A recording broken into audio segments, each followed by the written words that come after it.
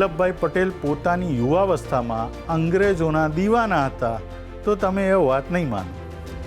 પણ 1921માં એક ભાષણમાં ખુદ વલ્લભભાઈએ પોતાની યુવાનીની માન્યતા, તત્કાલીન શિક્ષણ પદ્ધતિ અને અંગ્રેજી સંસ્કૃતિ પ્રત્યેના આકર્ષણની પોતાની ઘેલછા અંગે ખુલાસો કર્યો હતો. એ સમયે એમના મનમાં ભારતને લઈને ખૂબ મોટી ગેરમાન્યતાઓ હતી. એટલું જ નહીં, અંગ્રેજી અને અંગ્રેજો પ્રત્યે તેઓને આકર્ષણ. જોકે જેમ જેમ તેમની સમજણ શક્તિ વિકાસ પામી તેમ તેમની આ માન્યતા ધૂળ ભેગી થઈ ગઈ.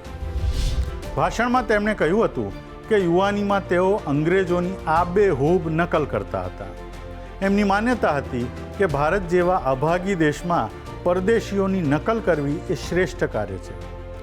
આ માન્યતા પાછળનું કારણ હતું તે સમયની શિક્ષણ પદ્ધતિ, જે ભારતીયોને હલકા અને ગેરલાયક ગણાવતી હતી.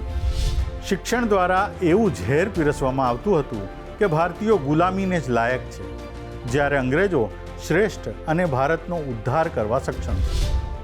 આ જ ભાષણમાં સરદાર વ્યાજે રૂપિયા લઈને પણ પોતે ઇંગ્લેન્ડ જવા માટે કેટલા તલપાપડ હતા તેની પણ વાત કરી.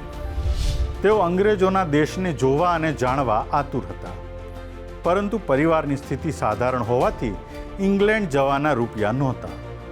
એવામાં એમને ખબર પડી કે 10-15 હજાર રૂપિયા હોય તો ઇંગ્લેન્ડ જઈ શકાશે.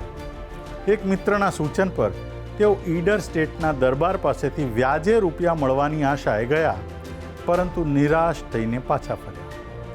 આ અનુભવમાંથી તેમને સમજાઈ ગયું કે જો વિદેશ જવું હોય તો જાતે જ પૈસા કમાવવા પડશે.